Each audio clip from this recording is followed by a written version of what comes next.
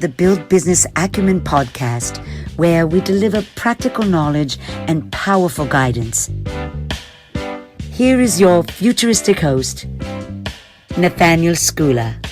Today I'm interviewing someone called Chrissie Lightfoot, and she's a legal futurist, and she's actually the CEO of Entrepreneur Limited and CEO of Robot Lawyer Lisa, which is a tool that you can actually use to create contracts and NDAs. You don't even need to use a real lawyer for that. And I find that really, really interesting. She's been mentioned as a cool vendor in AI for small and medium-sized businesses by Gartner Inc. She's won all sorts of awards, really. She's in Entrepreneur magazine as a top 10 lawyer turned entrepreneur, advisor to the board of the Telegraph's Digital Enterprise Network, selected by FeedSpot as one of the top 50 entrepreneur blogs on the web.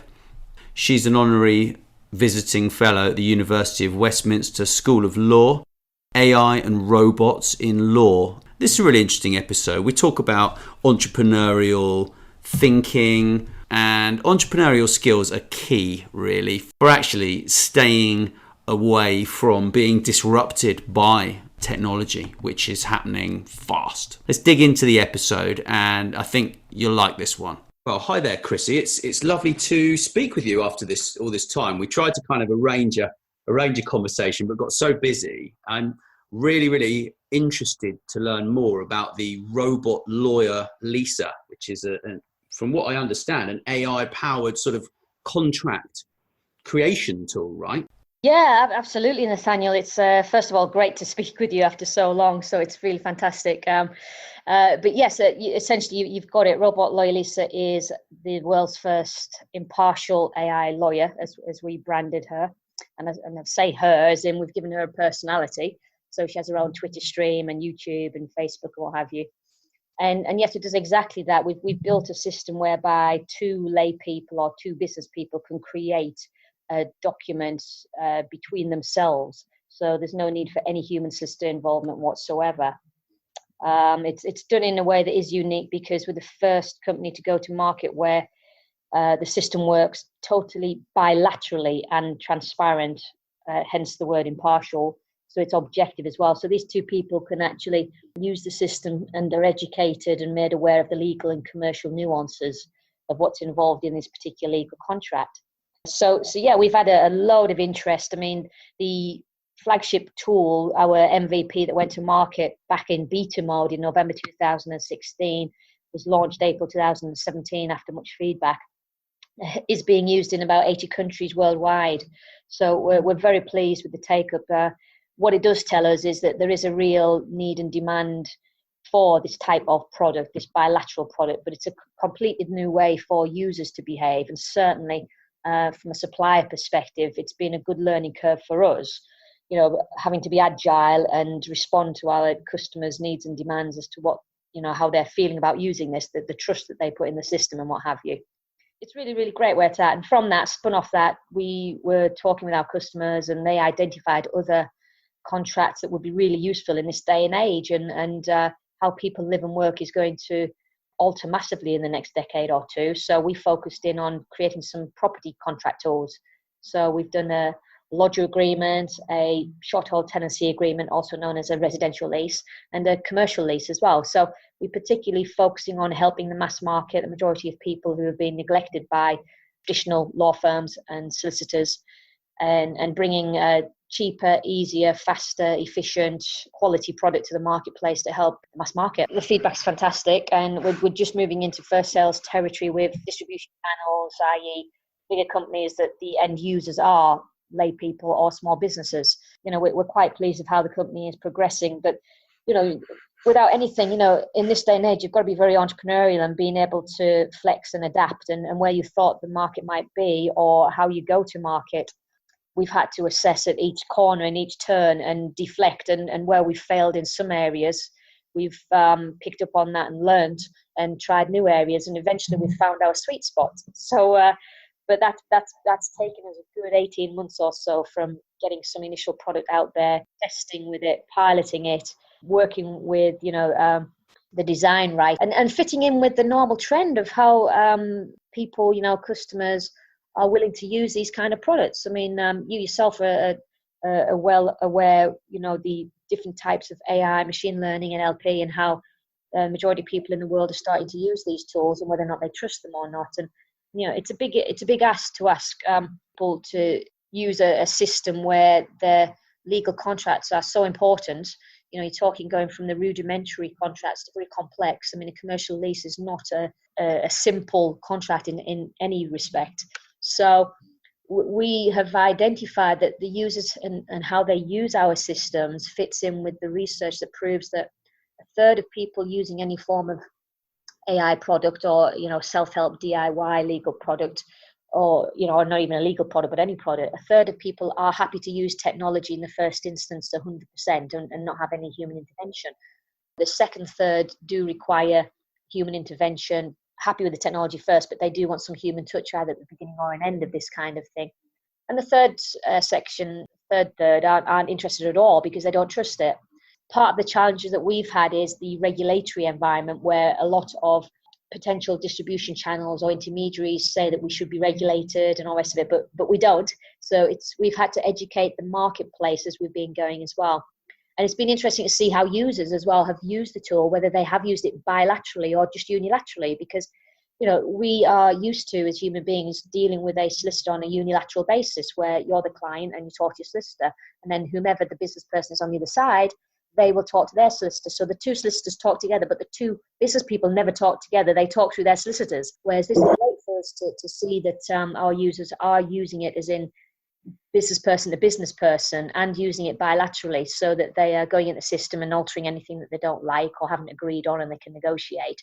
And about a third of our users are using it bilaterally. So in time, we will see that, like most things, as time goes on in that continuum, more people will start to use it bilaterally. But it is syncing nicely with where the market research has proven how people are tending to use things at this point in time. Very interesting. So in terms of the current situation with lawyers, are they actually using it with their clients, or is that something that isn't really happening right now? Lawyers in law firms are focusing very much on their legal tech, which is facing mainly on their existing clients. So they will use it as a marketing tool or an add-on or a client engagement, and also part of their legal process. So legal tech sits quite differently to where we are positioned as Robot Lawyer Lisa with law tech. The differentiation is quite simple. Legal tech has been a burgeoning industry whereby lots of technology companies sell into law firms and lawyers, whereby they know that they want to make it easier for lawyers to do what they've always done in the way they've always done it. So those lawyers will be engaging with their existing clients or new clients where they want to have the human lawyer engagement as well. And they would want to be looking for legal tech that speeds up the process of that, or helps them negate some of the time involved with their normal traditional legal tasks. Conversely, where we sit in law tech is very much about, we don't want the human lawyer involved at all. So there shouldn't be any human lawyer intervention necessary. We've built this so that the Robot Lawyer Lisa has been embedded with that legal knowledge, experience and talent and wisdom, so that as the user works through it, they are totally do-it-yourself, self-help, self-serve, based on the information that we have actually embedded in the system. So law tech is very much focused on those individual users who are going to use the system with another person, basically on a bilateral basis, which is unique, because even where lawyers in law firms are using legal tech, they tend to use it so that they have some involvement or human lawyer involvement at some stage, or want to lead them onto some higher level legal work one way or another. Whereas we've built a system so that we're more than happy for our users to go off to their local solicitor or use their existing solicitor, as well as they've been happy with what they've created. For example, the commercial lease. A commercial lease can cost anywhere between £2,000 to £10,000 for a normal office lease, for example, if by a solicitor standards charging a client. But if somebody uses our system and they're 95% happy with it, but they just want to use a human solicitor to check and top and tail and sit under their insurance, then that human solicitor might charge them £250, £500, and they might have only paid a few £100 for hours. So they've saved themselves thousands of pounds And the main thing is about the time that it takes to create something like this. You know, the user could come on and create a commercial lease in 20 minutes. Whereas if you try to get a commercial lease out of a human solicitor in a law firm in 20 minutes, I would put money against it. It wouldn't happen, not unless they were using a system like this.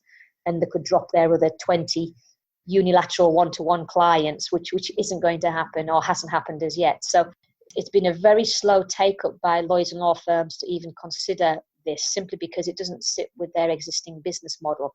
They'd have to really reassess their business model and culture to align, saying basically at this point in time, we're happy with our existing clients or getting new clients at a 90% of the cost we would normally charge them, pumping out mass volume self-help contracts. A lot of law firms and lawyers haven't made that step yet, and might not be willing to for another year or two, I think. I don't think they're going to like this at all, to be honest. Well, it is what it is. It is, Nathaniel, but I would say that we're not out. We haven't put ourselves out there to disrupt and put human systems out of work. We're purely focused on that 80%, 90% that haven't actually ever been served by human solicitors. Yeah, you know, I get it. Yeah. I mean, just to give you an example, I'm going through divorce right now, right? And, oh dear, that's not good to hear. Have you got a solution for divorce on there? No, unfortunately, not as yet. And it may or may not be something we go down at this point in time, because there are other solutions. I don't know if you're aware, but the English courts, I mean, there is one where people can do online divorce now. Yeah, I mean, I would say there isn't a 100% catch-all solution out there right now. And I think it would be very, you know, it's not, I don't think it would be impossible, but, you know, the amount of money that would need to be invested from a tech business to do that kind of solution. And also, you may need a human lawyer at some point. For some early stage stuff, to get yourself to a certain stage, there's no reason why not. It couldn't be developed whereby divorce could be made a lot simpler and quicker and cheaper. There was a company up here in the north called Resolve, and where they did actually build a system and was starting to being used, where even taking through the mediation and arbitration was possible, and then only the barristers on either side would be involved at the point where they'd actually agreed the finance and all the rest of it. So, you know, that it is possible to actually do these kind of things. But if I could just say, they cost a lot of money and they take a lot of time and investment. And because of that, the rollout of any type of legal tech or law tech product is taking time. And as I say, juxtaposed with user behavior. You know, so some users have just said, we'll happily do it and take a risk, you know, try and sign off everything without any human intervention. Whereas others will want a mix of both. So you have to keep that in mind, because people aren't ready to make a complete digital switch 100%. It's no different than analog TV going to digital TV, or people being really comfortable with putting their credit cards in, you know, eBay or whatever. It took years for people to actually saying this has become mainstream and it's the norm. And I don't see it being any different in the legal ecosystem either. I agree. I mean, I think there's early adopters, isn't there? And then there's the sort of the people who are nervous and the people who are the laggards at the end, which are just, you know, might get around to it in 20 years, but they're more like the people who are going to use a traditional solicitor anyway, because they want to talk to someone, you know. So I think it's just a fantastic thing. There are so many developments now within AI and machine learning and stuff. I just think it's great what you've done, and it's pioneering. You know, I mean, you're in 80 countries. That's just incredible. And is that multilingual then? No, it's used in 80 countries, and the system is English law, English jurisdiction. So anybody who is using our NDA, the confidentiality agreement AI tool, they're using a system which basically, once they've drafted their contract using the system, it is, you know, the jurisdiction is England and it's English law and it's in English. So we haven't rolled out anything where it's in Spanish or Italian or Greek or anything like that, because once again, you're looking at a different front end. And if you wanted to do, you know, multi-jurisdiction there, you're going to have to devise the base documents that take into consideration the different law in the different jurisdictions. So, but we do know that, you know, maybe 60% of most litigious or contract work, you know, people look to English law anyway, which is why I think it's been so popular. So people are willing to use a confidentiality agreement where the recourse would be an English court of law. This NDA has been out there for over 18 months, 2 years, and, you know, we haven't had any issues whatsoever. We've just had more and more take up, which is fantastic. And as for the property tools, they're built with English and Welsh law in mind, where people who are coming to visit the UK, whether it's for leisure visit family and are staying somewhere else, but don't want to stay in a hotel, but are taking a short-term lodger in a room somewhere, to have those different alternatives. When people obviously coming to work from, Europe or different continents, and they're looking for short-hold tenancy agreements rather than using the bog standard templates that you might get from an estate agent, which are pretty basic, where the law is going to show fairness and dialogue between landlords and tenants. Obviously, our system is perfect for that, because you've got a bilateral system where the dialogue and the exchange has actually happened, and you can prove that. So yeah, it is amazing that we were very surprised actually how it has grown. The stretch and the breadth of where the NDA is being used, and so much so that obviously we were listed in Gartner's report 2008 AI small and mid-sized business report, being one of the tech companies to look out for, mainly because we've got such a global reach and a global brand now. That's great. In terms of sort of entrepreneurs and entrepreneurial skills, this is the fundamental skill that can be lost in the excitement of being entrepreneurial in nature. I mean, I've been involved with all sorts of different ventures in the last 10 years. And generally, the ones that don't work out are the ones where you don't have a contract in general. Warren Buffett, he can shake hands and he can go and buy a department store, wasn't it? Or a bed store. And I think he actually just walked in and he spoke to the lady and he said, how much do you want for it? He agreed a price, shook hands, and then walked out. And that was how he did a deal. But that was just what he did, But in the entrepreneurial world, feelings can change at the beginning, everyone's excited and they all want to grow a business and partner and all this sort of stuff. But I think unless you have that contract and that piece of paper that says, this is what it is, this is the percentage, this is the get out clause, and this is the NDA as well, which, like you say, is important. I think you have to trust those people extremely well to not actually sign an NDA. I mean, I personally won't really sign an NDA now in technology, because all the possibilities are in my mind anyway. So if I go and sign an NDA, I'm actually going to probably do myself over, because it means that if the NDA says the wrong thing, then in the next 5 or 10 years, if I'm working with a different company that's in that space, right, in some shape or form, I'm going to get in trouble. Personally, from my perspective, I won't sign one, and I will actually just do business on trust. Yeah. So yeah. I'm slightly different in that respect. But I think in terms of an NDA, when it comes to certain things, it's vitally important. There's no doubt about it. So with your entrepreneurial flair, when you were learning about law, were you entrepreneurial before that? Dreaming of something bigger and out of the law, sort of lawyer, courtroom kind of drama sort of stuff, or what? No, well, the simple answer to that, Nathaniel, is I was an entrepreneur before I became a solicitor myself, or as a lawyer. So, I mean, it's in my DNA, I think. My father was an entrepreneur. Not unlike yourself, it's in your DNA of your interest in AI and machine learning, with your father's background, of course, being from MIT. So I think I got the bug from a very early age. I've always been wanting to get into business and do startups and all the rest of it, new ventures, fire in my belly, basically. But I did have a penchant for the law and legal, because you can't be in business without, touching on, as you just said, legal contracts are going to make or break a business. Yeah. And even with an NDA, you can choose whether or not you sign one or not based on whether or not you think you can trust people. And just to caveat it anyway, I mean, you can't protect an idea.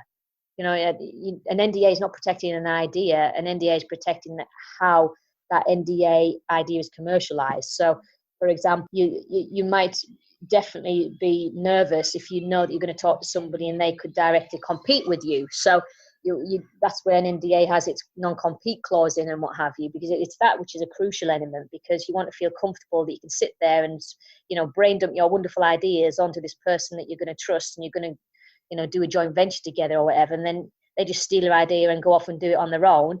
And that's where you've got this non-compete element that comes into it, and then some other stuff in how you describe what is the product, or describing a service, or describing anything. So it's really important, and that description goes into the NDA.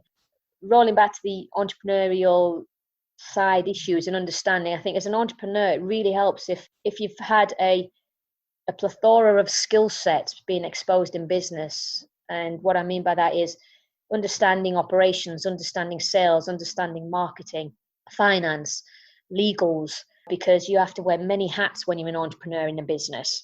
And I think the greater you're exposed to those different channels and verticals within a business itself, those discrete areas, if you've worked in those areas and got a good feel for them, and branding in particular, personal brands nowadays with social media, where, leaders or people within companies having personalities is really important. That has to dovetail with the company's brand strategy as well, which is really important. The legal element is still paramount in the success of a business. So getting those first legal contracts signed up, even between co-founders, your shareholders agreement, articles of association, your basic everyday contracts, whether it's your license agreements, your terms and conditions and website and licensing and all the rest of it, they're absolutely crucial, because as you quite rightly say, sometimes it can make or break your business. And certainly if you're looking for investment and going forward, you're going to have all of those in place, plus your trademarks as such, because investors are looking for value in your brand at that point in time as well. You've already built, and how you can protect it, because certain things you may be able to protect. So copyright is comes to fruition naturally anyway, as long as you stipulate it. But other things you need to apply for, such as your patents or your design rights and all the rest of it. So it is a really interesting area, as you say.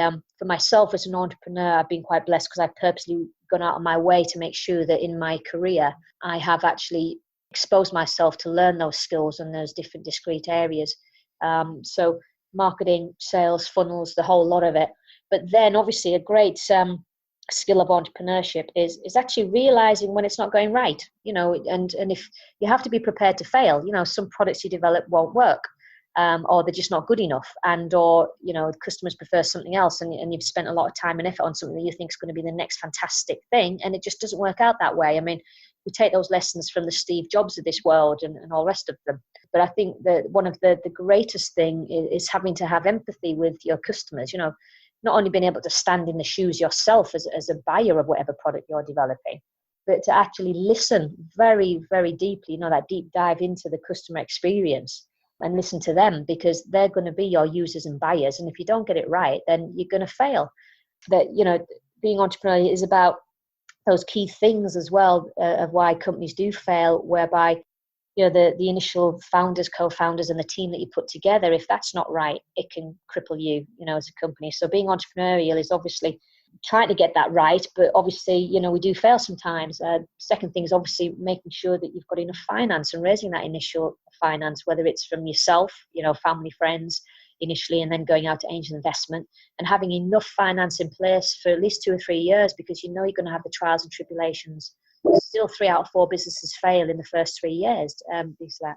Thirdly, as well, is whether or not there's a market for what it is. You have a fantastic pioneering idea, and getting that product right and prototype right, and then going out to the market and getting users and buyers.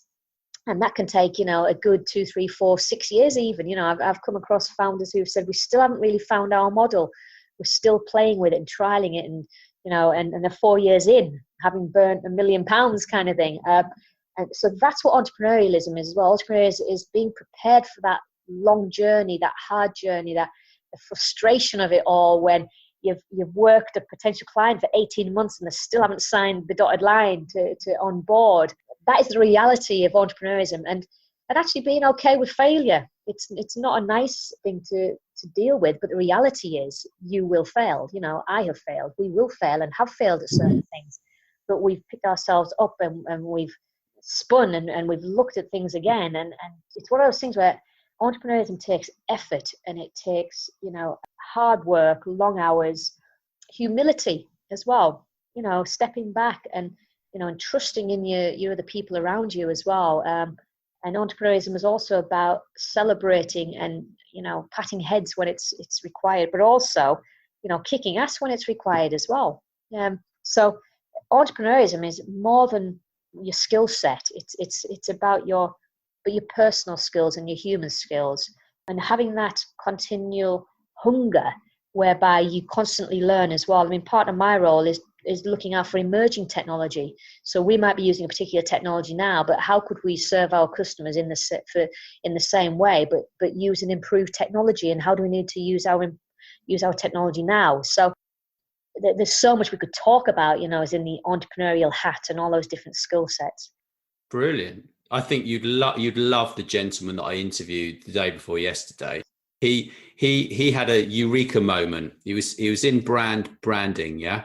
Mm-hmm. And he was sitting in an office, and he was looking at bubbles for a bubble bath, and he sat there, and like, I think his boss said to him, you need to measure these bubbles, and you need to think about the size of the bubbles, and you need to do all this and everything else. And he just sort of looked out the window, and he just thought, life's got to be better than this. Well, that is a proper eureka moment. I thought you were going to go on to Einstein then, because he had his eureka moment, didn't he, when he was sat in a bubble bath or something? Oh, did he? Yeah. But interestingly enough, you'd love Douglas. He actually did a degree in international business law and became a barrister. Literally, from that very moment, he was like, right, I'm going to go and do something. And he just decided to become a lawyer. Yeah. And you've done it the right way. I mean, I think going into law, I mean, if you actually just listen to the interview that I did with him, there's very little editing. And I don't expect there'll be much editing of this one. And that's because you're used to standing up in front of lots of people, and particularly a judge, and actually explaining something. And if you kept saying, the judge would just tell you to get out, probably, is what Douglas said. We still do that sometimes when we're not sure where we want to take the conversation. So I wouldn't say that this has been 100% perfect at all, because you do listen to yourself sometimes. But I would love to be introduced to Douglas. He sounds like a real character as well. Oh, he's brilliant. Our interview, I'm calling it Branding Lessons from Working at Krug. That'd be great. Yeah, it's because he's worked with Krug Champagne, and used to write speeches for I keep saying the president of Malaysia, but it's not, it's the Prime Minister of Malaysia.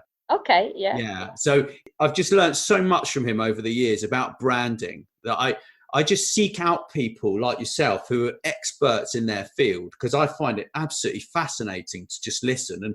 And that's part of the entrepreneurial skill set, isn't it? It's just that relentless want and desire to just learn more every day, right? Absolutely. And I get frustrated because I don't have enough time to read more. So you're grabbing snippets off Twitter, or bits off your phone in your WhatsApp groups or whatever, and I just wish I could. I wish it was a 36-hour day. I really do. But it's you do keep constantly learning through experience and practice anyway. So you're thrown curveballs. So entrepreneurism as well is very much about dealing with those curveballs. Some personalities and characters of people, they just can't handle that. And like I say, if you do fail and your company plummets to the floor, or you've got to wrap it up because things aren't working out, whatever the reason is, it's having that positivity and that mindset to think, all right, okay, well, that was tough and it didn't really quite work out. Nothing stopped me from doing the next venture or improving this venture in a new way. Let's rethink it. Let's use design thinking and all the rest of it. So, most entrepreneurs will keep going, and those are the serial entrepreneurs. A real entrepreneur is a constant entrepreneur who's on to the next and the next and the next and the next venture. These one-hat wonder entrepreneurs, I'm not so sure they're really entrepreneurs. They're just lucky business people. And I think that's quite different.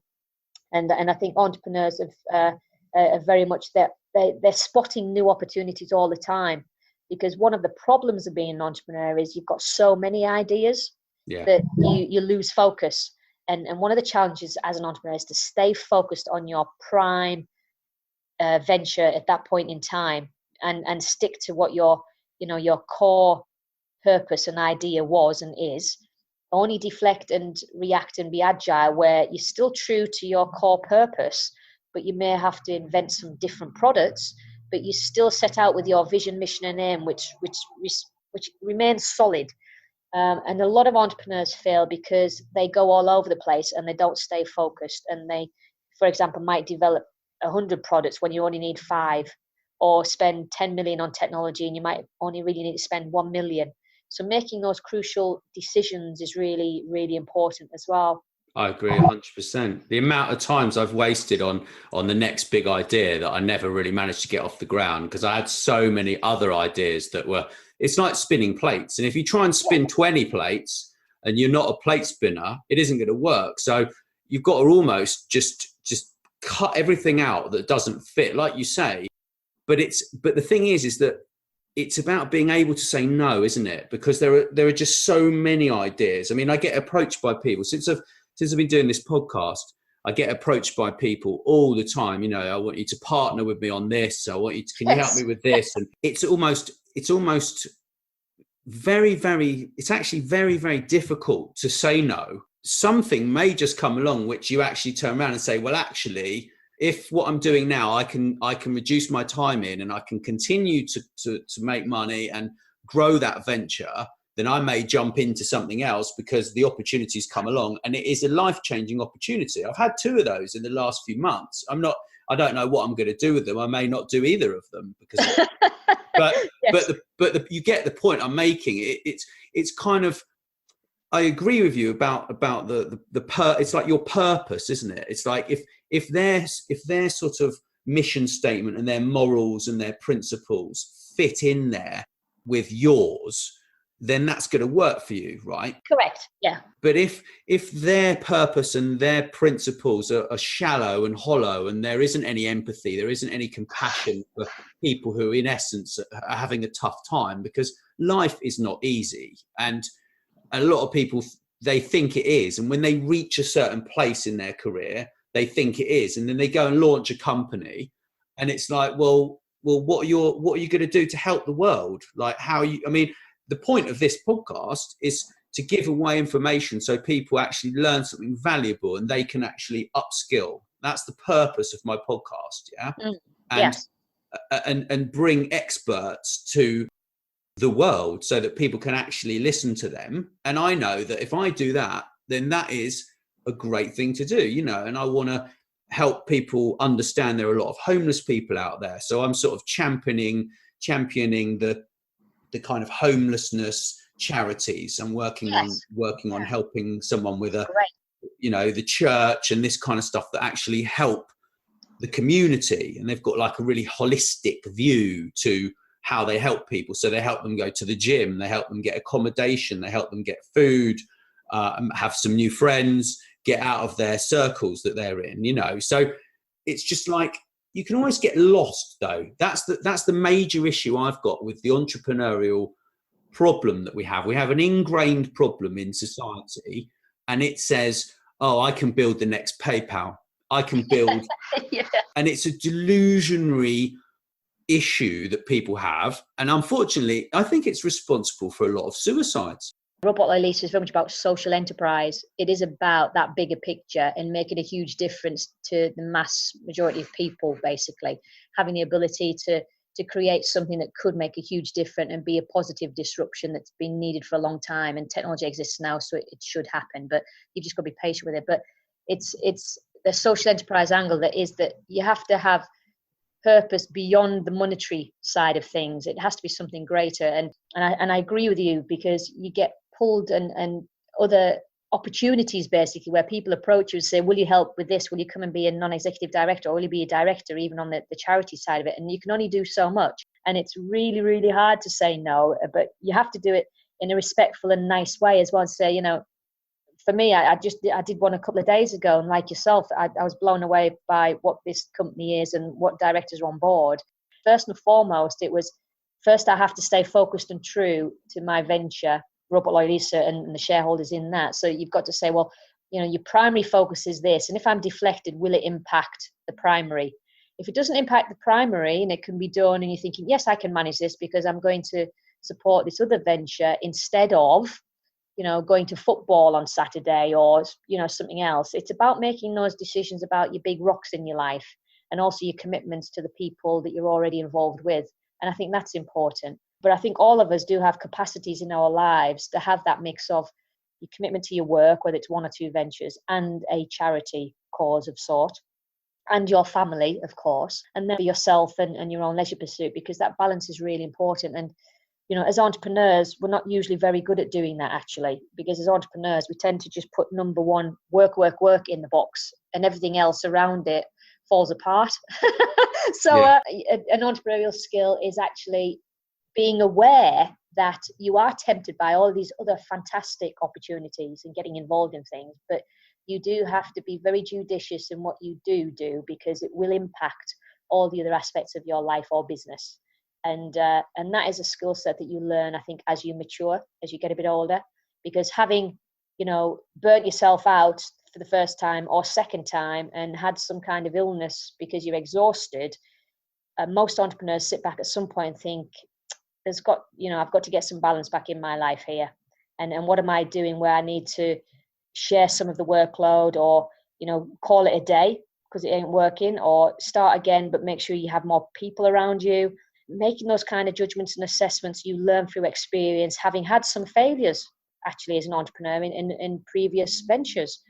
And eventually most entrepreneurs get it right. They might fail lots of times, and then they get to age 50, 55, and all of a sudden they are the next Amazon or whatever. I think the average age of a successful entrepreneur is 47. So 47 right now. So here's to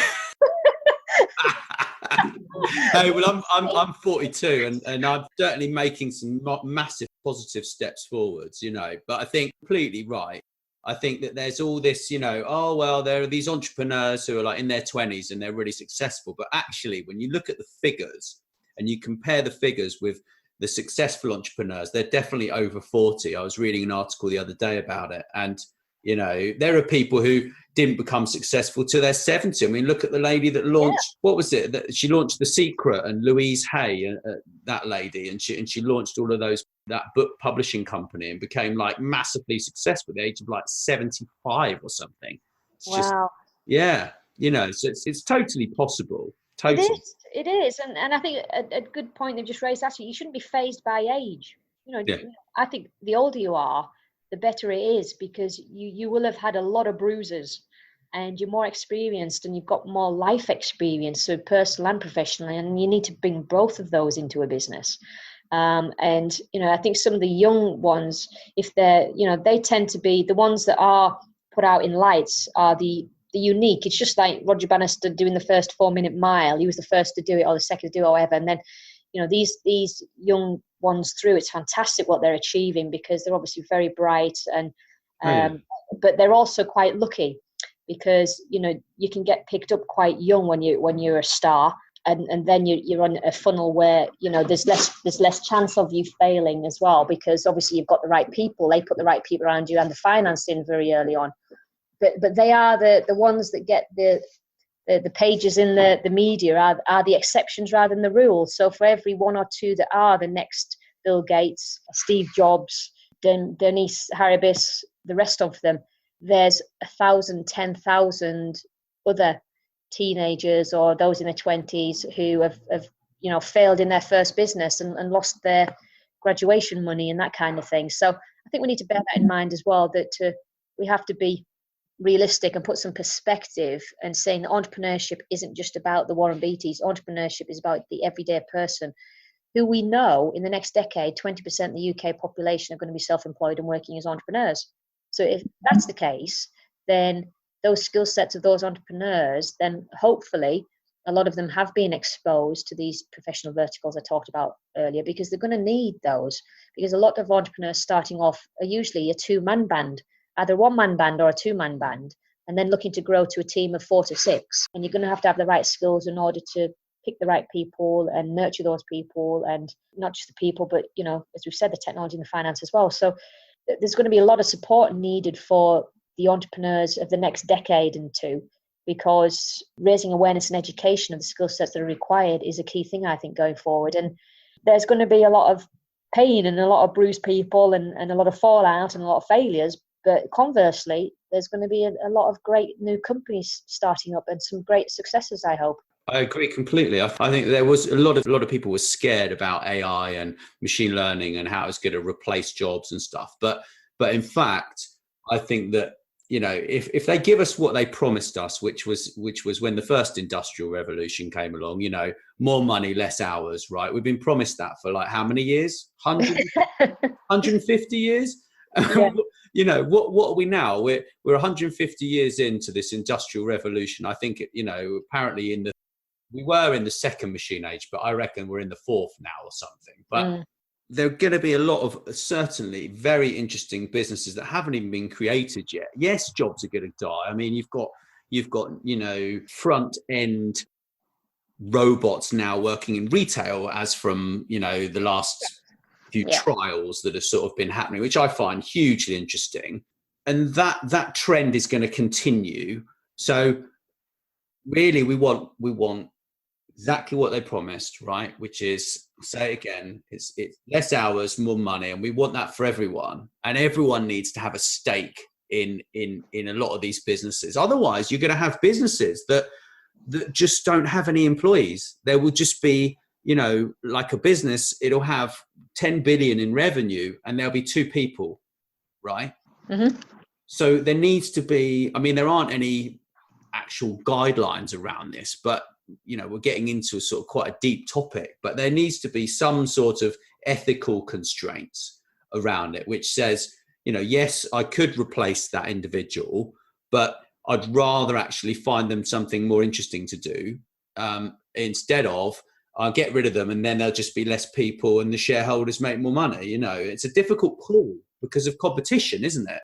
Yeah, and obviously, I mean, my background, I've been behind the scenes in some think tanks basically around this issue about, the displacement of workers, and even in the legal field, people think, oh, well, lawyers will be replaced. And I say, well, it's a mix of some of the tasks and roles that they did will be replaced and ought to be, because it should be automated.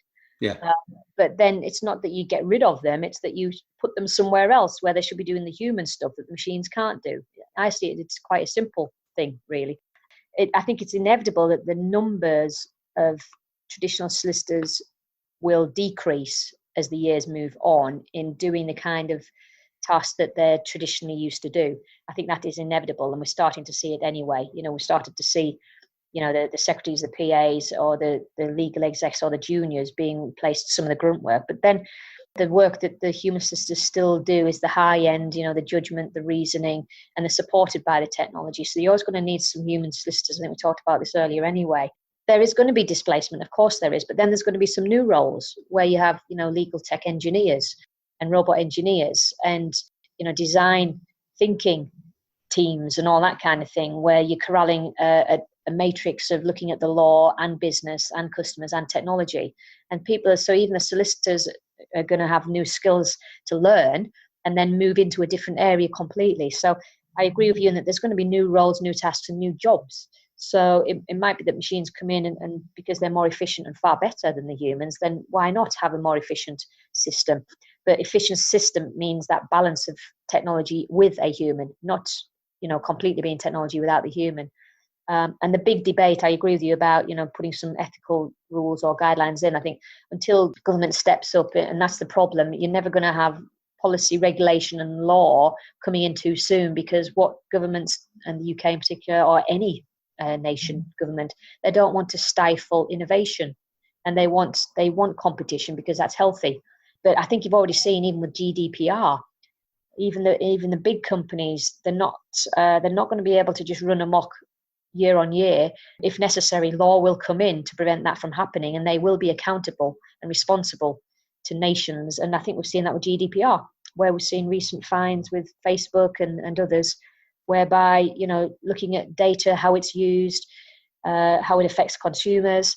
So I think we could feel quite comfortable that as we move into these opportunistic but also challenging times, regulation, policy and law will catch up, even if the horse has already bolted. Bill Gates made his fortune with Microsoft because he had the loopholes where the law hadn't caught up, and Amazon has, and Facebook and all the rest of them. But they will be held to account going forward. And certainly the whole debate about should there be a robot tax or a machine tax, tech tax. I mean, I think, yes, there should actually. I think we should rethink our whole economy and tax system based on the fact that we will be having more machines doing human labour work. And if that's the case, we need to look at the system whereby if companies are skewed towards having more technology pumping out product and service, then there is a relative tax that is quite different to a company that is employing, human labor 90% as opposed to a company that's using technology 90%. I think we should actually look at the tax system, and there we might start to see that the pool is then used where robot tax comes in, and those funds are used in a positive way for the majority of the people in a nation. I'm just nodding away. You can't see me because we haven't got our video on, but literally I even put my best shirt on and everything for you.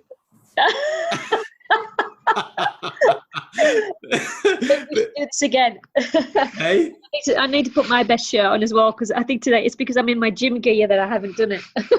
It's all right. Sometimes I'm like, I'm really pleased they didn't put the camera on, because I'm not feeling it today. Do you know what I mean? It's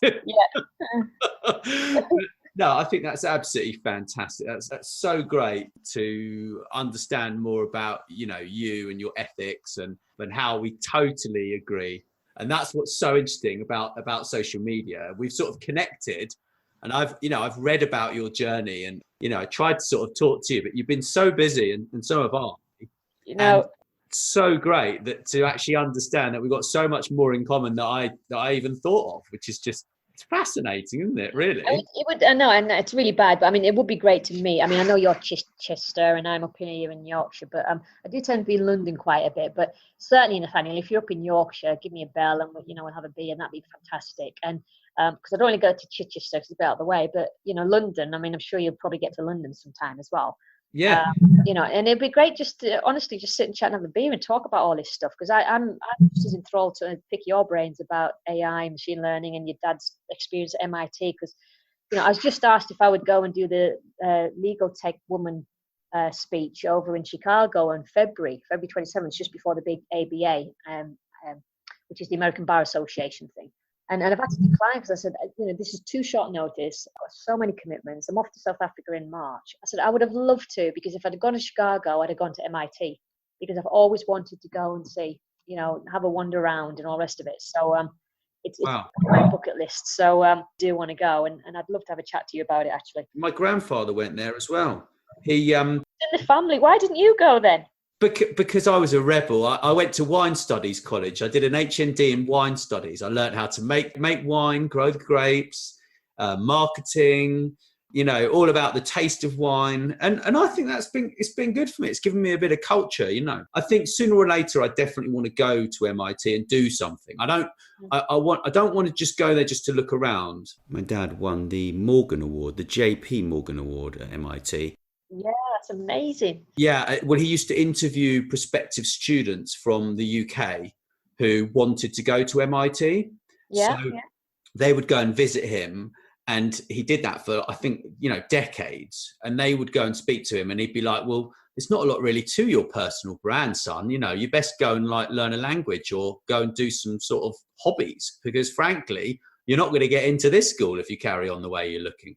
And that was his advice for people. So MIT recognized that, and they gave him this prize. I'm really proud of my dad. He's phenomenal, absolutely phenomenal. But my grandfather had something to do with the building design there, when they were looking at redesigning the buildings. I think in the 30s or maybe the 40s. Yeah, I'm not sure exactly, but it was the earlier part of the century, basically. I'd love to go there and do something. It could be super exciting. I mean, that's the spirit of entrepreneurialism, isn't it? Yeah, and I always share in some of my talks, because I was blessed. I was asked to go just last year, actually, at the Nordic Business Forum. I was interviewing Andrew McAfee.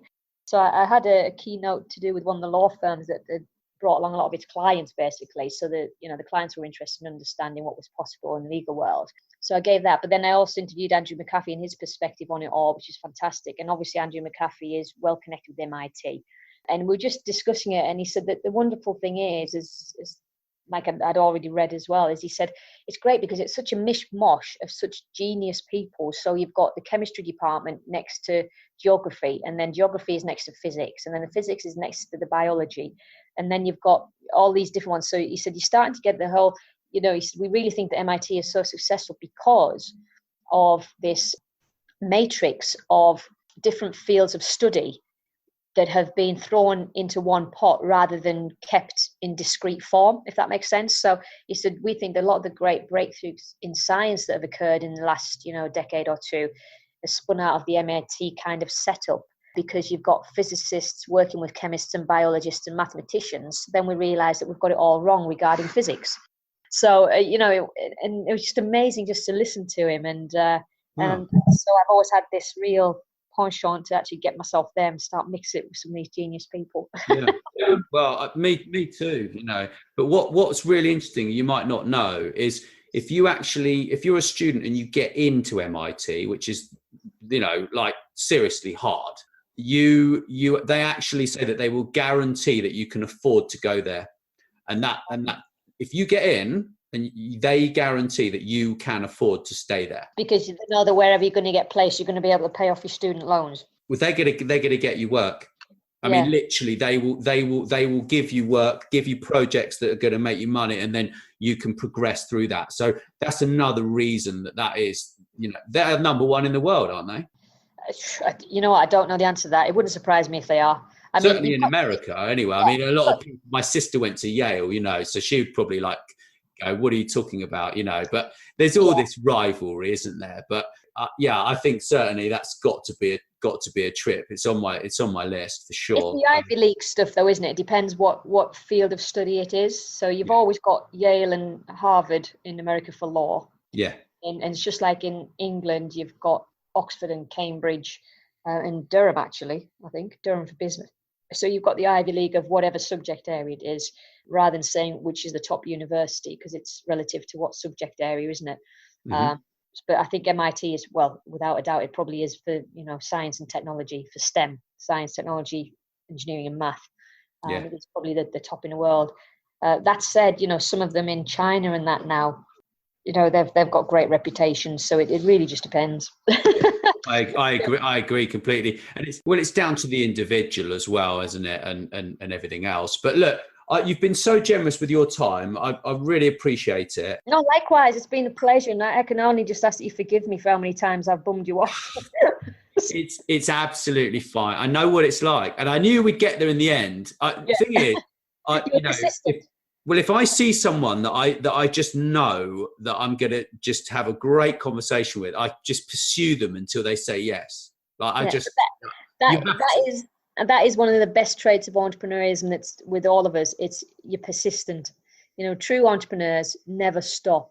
They constantly go at it. They're persistent. They're like as I say, you're a terrier up a drain pipe. You're not going to go until you get what you want and get in front of that person you really want to talk to. You're not going to stop. And that's what entrepreneurs, because a lot of people give up. So for me, they're not real entrepreneurs. When you fall at the first, second, third hurdle. Entrepreneurs really just keep going. The battery doesn't wear out. I agree. And you just get up one more time, as simple as that. And that time is going to be when you invent something amazing. I mean, so how do people get hold of you or find this amazing robot lawyer? How do they find that? It's really easy. We've tried to keep everything really easy. You just need to go to robotlawyerlisa.com, and that you will find everything on there. You can create your NDA for free. So have a read through that and click on the button and have a play. You'll see the property contract tools on there, a nice little orange button on the top right. There's loads of media stuff on there. So anything that we haven't discussed today, there's 2 years of articles, blogs, podcasts, as such, all about Robot Lawyer Lisa, customers, subjects we've touched on now as well. And myself personally, Nathaniel, through my speaking engagement and consultancy hat, you'll find me at entrepreneurlawyer.co.uk. Once again, loads of articles on there, some of them about entrepreneurship actually, going back in the last 8 years. So you'll find that on the blog roll, as well as articles, media section, the books as well. Some of the things we touched on today about entrepreneurialism and marketing, branding, personal branding. The Naked Lawyer book's on there. It's been a bestseller. And Tomorrow's Naked Lawyer's on there as well, which is all about the impact of AI and robots in society and law. That's worth taking a look at as well. But you'll find them all at entrepreneurlawyer.co.uk. Thanks so much for listening. Please subscribe, and wherever you prefer, share with your friends. And if you enjoyed the show, drop us a review on iTunes or wherever you listen.